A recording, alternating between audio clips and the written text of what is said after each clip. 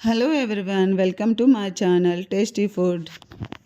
ఎటువంటి మసాలాలు వాడకుండా బీరకాయ రెసిపీని ఎలా చేయాలో చూద్దాం రండి.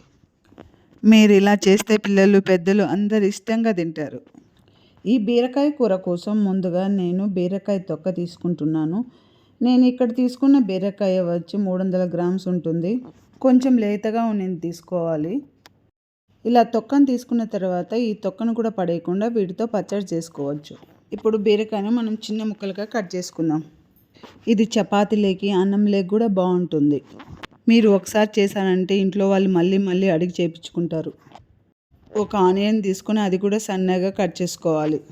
ఇప్పుడు కడాయి తీసుకొని అందులోకి 3 స్పూన్ల ఆయిల్ తీసుకోవాలి. ఈ ఆయిల్ కాగిన తర్వాత అందులో 1/2 స్పూన్ జీలకర్ర, 1/2 స్పూన్ ఆవాలు, అలాగే 1/2 స్పూన్ మినప్పప్పు వేసుకొని వేయించుకోవాలి. ఆవాలు వేగిన తర్వాత మనం కట్ చేసి పెట్టుకున్న ఉల్లిపాయ ముక్కలను కూడా వేసి అవి మెత్తబడేంత వరకు వేయించుకోవాలి. ఉల్లిపాయ ముక్కలు మరీ ఎక్కువ వేగాల్సిన అవసరం లేదు, కాస్త మెత్తబడే వరకు వేయించుకుంటే సరిపోతుంది. ఇప్పుడు ఇందులో కొంచెం కరివేపాకు వేసుకుందాం. ఈ కరివేపాకును కూడా లైట్గా వేయించుకోవాలి. ఇలా ఉల్లిపాయ ముక్కలు మగ్గిన తర్వాత మనం కట్ చేసి పెట్టుకున్న బీరకాయ ముక్కలను కూడా వేసుకోవాలి.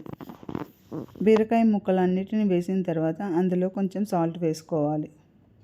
తర్వాత అంతా బాగా కలిసేటట్టు ఒకసారి అంతా కలుపుకోవాలి. ఇప్పుడు ఇందులో 1/2 స్పూన్ పసుపు వేసి అంతా కలిసేటట్టు ఇంకోసారి మళ్ళీ కలుపుకోవాలి. ఇలా కలుపుకున్న తర్వాత ఫ్లేమ్ని సిమ్లో పెట్టి మూత పెట్టి మగ్గనివ్వాలి. ఈలోపు మనం పచ్చికారం చేసుకుందాం. ఈ కారం చేసుకోవడానికి ఒక మిక్సీ జార్ తీసుకోవాలి. ఇందులో ఒక 4 పచ్చిమిర్చి వేసుకోవాలి.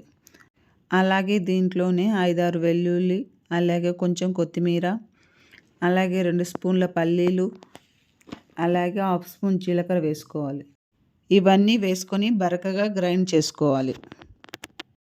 చూడండి, ఇలాగ బరకగా గ్రైండ్ చేసుకోవాలి. ఇప్పుడు మూత తీసి బీరకాయ ముక్కలు మగ్గినాయో లేదో చూద్దాం. ఇలా మగ్గిన తర్వాత ఇప్పుడు దీంట్లో మనం ముందుగా గ్రైండ్ చేసుకున్న పచ్చిమిర్చి కారం మొత్తం వేసుకొని ఫ్లేమ్ని సిమ్లోనే ఉంచి మాడకుండా బాగా వేగనివ్వాలి. పచ్చికారం అనేది సరిగ్గా వేగలేదు అంటే టేస్ట్ సరిగా రాదు, అందుకని బాగా వేయించాలి. బాగా వేగిన తర్వాత ఇందులో ఇప్పుడు మనము కాచి చల్లార్చిన 1 కప్పు పాలు పోసుకోవాలి. ఇలా పాలు పోసుకున్న తర్వాత ఫ్లేమ్ని మటుకు మాత్రం సిమ్లోనే పెట్టి మధ్య మధ్యలో కలుపుతూ బాగా ఉడకనివ్వాలి. ఇది ఉడకడానికి 4 నుంచి 5 నిమిషాల టైం పడుతుంది. ఇలా మీరు చేశారంటే పిల్లలు కూడా కమ్మగా కడుపు నిండా తింటారు, అంత రుచిగా ఉంటుంది.